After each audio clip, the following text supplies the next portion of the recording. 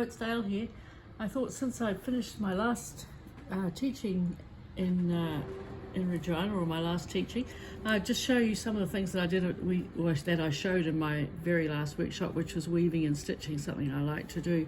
So I'm going to pop them down and show you. You know, this is sari ribbon. It doesn't necessarily be going anywhere or doing anything, but just to be able to weave and lay down some sari and stitch it, just anchor it. It's pretty strong. Could make a really nice part of a cuff. Could be something that you would cut. Sometimes you could cut these up and use them in other ways, but you've created a little piece of fabric. So that's that one. And then this is another one here that, whoops, just bring that one down there. Just a simple sari chiffon, and it's been put onto some pre-felt, actually some flimsy, but it could be on a piece of felt or anything. And I've just stitched this little square, just really to show how you can create it. It's like a cantha or running stitch. And then I was have demonstrated at times stitching with GIMP. GIMP is one of my favorite threads, and I usually couch it, but here I've stitched it with some French knots and some stitches, so that's that piece. And then one time when we went away, I got myself to make, I chose the whole holiday, us up in the Coromandel, to weave fabric and to put a sort of applique on it, and start to run out of ideas after a while. But that's a Christmas tree, that's a glass of wine, and that's a little heart. And these are the ones that I've obviously liked a bit better.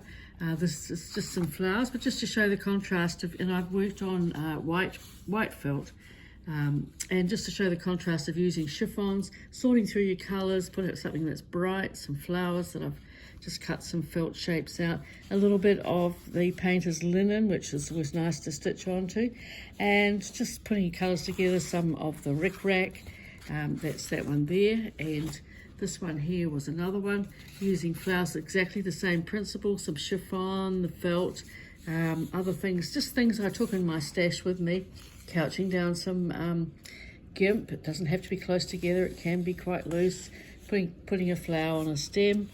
And this one here is just a couple of little houses, always a good theme to have, bit of linen, and the sari, some is sari silk and some is sari chiffon. The chiffon's lovely because it layers like an organza, so that's that one there. And then I showed, like this one here is another very simple one using my embellishing machine. So that's the back, and then I have cut it into strips, made a piece on the embellisher, cut into strips, so some have got scrim on and some haven't. I've pieced them together. I've always said that the holes don't worry me, that fairies need to breathe. And then I've just woven it up, stitched all over it. It's lots of quiet stitch. I don't like the word slow stitch. I think it's just something that's been made up. I mean, all hand stitch is slow stitch. And using different threads just to get some colour theme and something like that. Then this one here was going to be a book. I think it's become a double-sided piece. So this is chiffon and just weaving bits from the embellisher, weaving some jute, just different things some scrim, things that I've found that work for what I'm doing. And the other side, as I said, it was going to be a book anyway, and that's some knitting that I've worked onto the embellisher, and some of those little cheap flowers that you might find in the scrapbooking shops and other bits and pieces. So I'm always looking for colour themes and textures and all that sort of thing. And then to go to one of my other favourite colours is in the bush, and I've added a little piece that I've woven with the embellishing machine, but it's got scrim and rayon knitting works in, other bits of textured yarn. I've found some velvet, some stitching, some little beads, there's a bit of Tyvek in there, and some scrim, GIMP again woven down. And I usually always, with my hand stitched ones, buttonhole around the edge.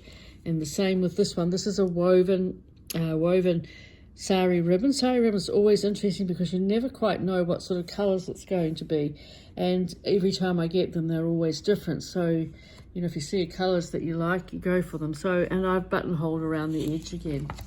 This one here is again the flowers with velvet, using velvet for my big cutout flowers. Some yarn that I found, just weaving. They don't have to be straight. I'm not concerned about perfection and straightness. Nature's not perfect.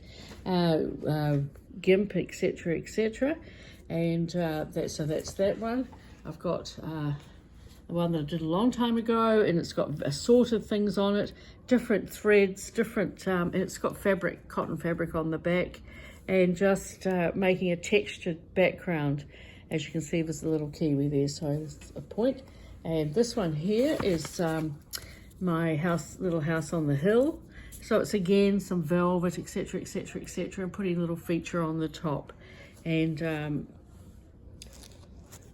so then, just finally to finish, I'll bring out my red one, which has always been.